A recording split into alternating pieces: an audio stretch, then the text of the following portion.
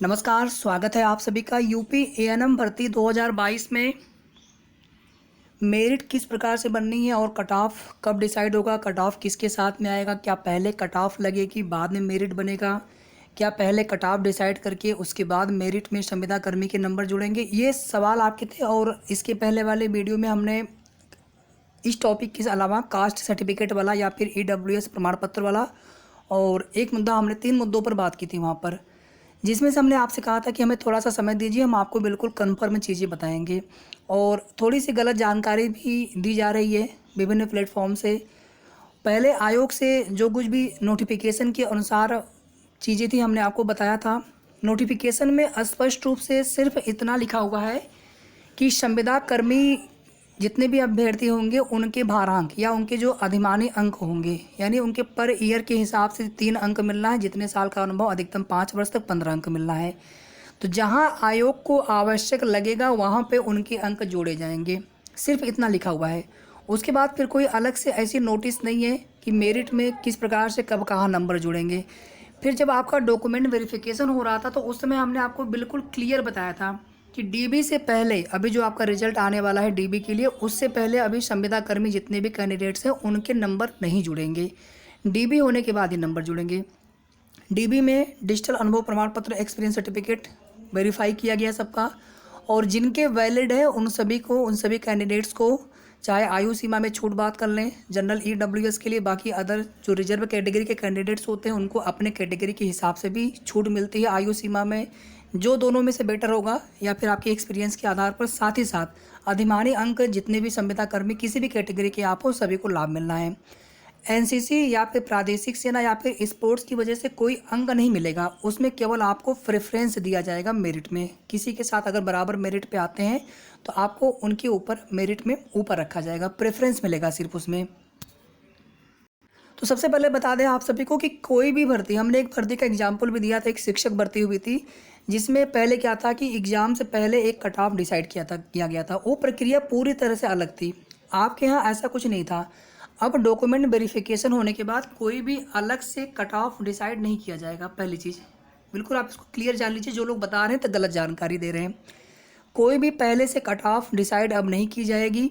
Fresher और संविदा कर्मी के उनके अंक जोड़ते हुए सहित सबकी मेरिट एक साथ बननी है, इसमें नुकसान किसी का नहीं होना है। मान लीजिए पहले अगर कोई कट ऑफ डिसाइड कर ली जाती है तो किसी कैटेगरी में हो सकता है कि कम नंबर वाले कैंडिडेट से ज़्यादा हों, फिर तो उस कैटेगरी की पूरी सीटें खाली चली जाएंगी। आप खुद से विचार करिए, कोई भी मान लीजिए एसटी कैटेगरी है, सपोज द एसटी में जितनी भी सीटें हैं उसमें ज़्यादातर कैंडिडेट्स, मान लीजिए कि उसमें लगभग जो है 70-80% कैंडिडेट्स जिनके नंबर 30 से कम है या 25 से कम है, अब मान लीजिए 25 एक कट ऑफ डिसाइड निर्धारित कर दिया गया, तो इसका मतलब है कि फिर उन लोगों का चयन नहीं हो पाएगा। जबकि ऐसा नहीं होता है, जब भी मेरिट बनती है चाहे एक नंबर ही क्यों ना हो किसी कैंडिडेट्स के, उनका भी सिलेक्शन होता है अगर सीट खाली है तो।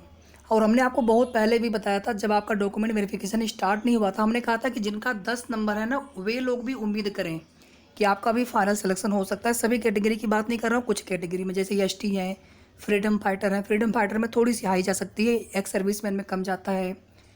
ईडब्ल्यूएस कैटेगरी हो गई, एससी कैटेगरी हो गई, जहाँ पर 20 के ऊपर नंबर है तो भी आप उम्मीद रखिए कि आपका हो सकता है 25-30 के आसपास है, तो भी आप लगभग आप कन्फर्म मान सकते हैं कि हमारा हो जाना चाहिए। जनरल है, ओबीसी है, आप मान सकते हैं अगर आपके 30-35 भी हैं तब भी आप उम्मीद रखिए। हालांकि हमने 39 से 44 बताया हुआ है जनरल के लिए, ओबीसी के लिए 38 से 43 बताया हुआ है, लेकिन उसमें प्लस माइनस, प्लस तो होने के चांस बहुत कम है, थोड़ा सा मेरिट और नीचे ही आएगा। फिर कुछ कमेंट आपके ऐसे हैं कि मेरिट सुनने में आ रहा है मेरिट बहुत हाई जाएगी, तो गलत जानकारी आपको दी जा रही है। कोई भी अगर ऐसा बता रहा है तो उसके पीछे का कोई भी आधार होना चाहिए। और टोटल जो कैंडिडेट्स होंगे डीबी में क्वालिफाइड होने के पश्चात फाइनल मेरिट के लिए, लगभग उनकी संख्या होगी 13,000 के आसपास। और इन 13,000 अभ्यर्थियों में से 9,212 अभ्यर्थियों की मेरिट बनेगी। इसमें ज़्यादा जो फाइट हो रही है जनरल और ओबीसी कैटेगरी में। ओबीसी कैटेगरी में कैंडिडेट्स बहुत ज़्यादा है, सीटें इनकी कम है, ज़्यादातर अभ्यर्थी जो है इसमें ओवरलैप ही करेंगे जो मेरिट में आएंगे और अनरिजर्व की क्राइटेरिया को फुलफिल करेंगे। तो अब जो आपका रिजल्ट आएगा वो फाइनल मेरिट लिस्ट होगी, और उसी मेरिट लिस्ट, जैसे जूनियर असिस्टेंट का हमने आपको रिजल्ट दिखाया था उसमें मेरिट लिस्ट थी, और बिल्कुल लास्ट वाले पेज पर 7 पेज का टोटल था उनका, आपका कम से कम 80-90 पेज का होगा। वहाँ पर 535 सीट थी, आपके यहाँ 9212 सीटें हैं। तो आप उसी अनुपात में आप कर लीजिए थोड़ा सा कंपेरिजन। 20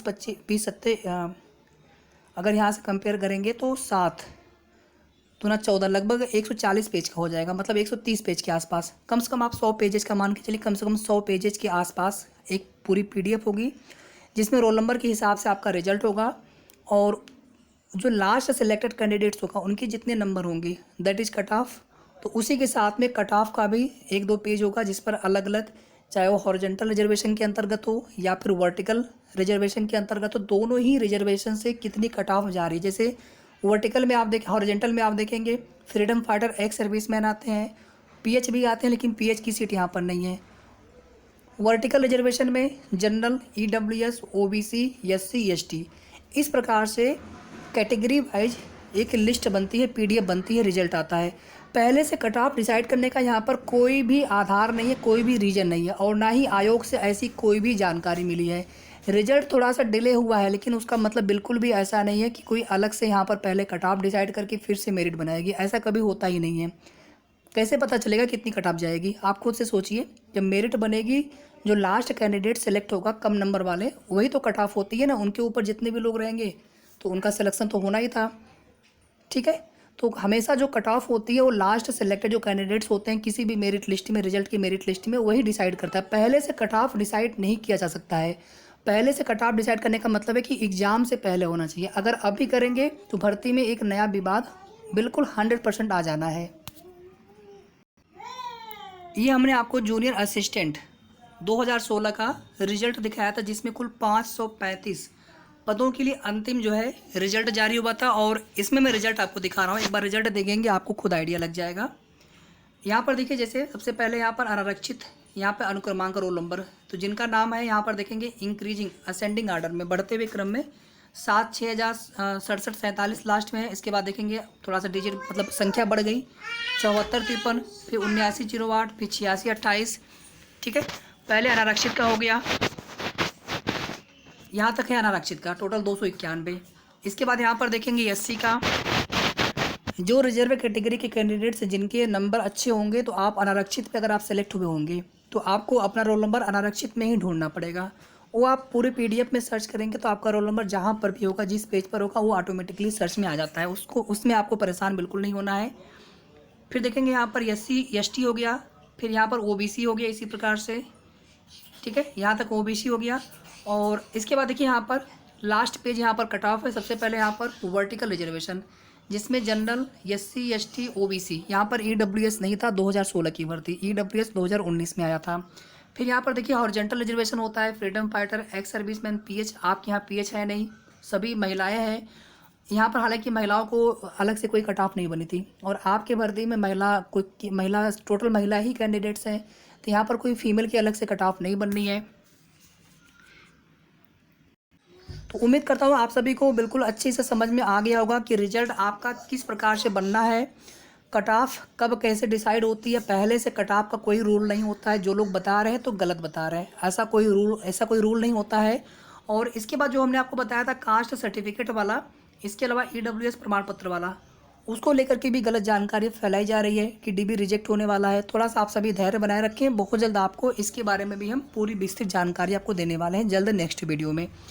इस वीडियो को आप लोग प्लीज़ लाइक और शेयर, सभी वीडियो जो भी आप वीडियो देखें ना उसको आप प्लीज़ लाइक सभी कर दिया करिए। शेयर अगर आप कर पाएँ किसी ग्रुप में ज़रूर शेयर कर दिया करें, ताकि सभी तक ऑथेंटिक और सही जानकारी पहुँचे, हमारी मेहनत सफल हो, बस इतना हमारा उद्देश्य है। तो जल्द मिलते हैं नेक्स्ट वीडियो में, धन्यवाद।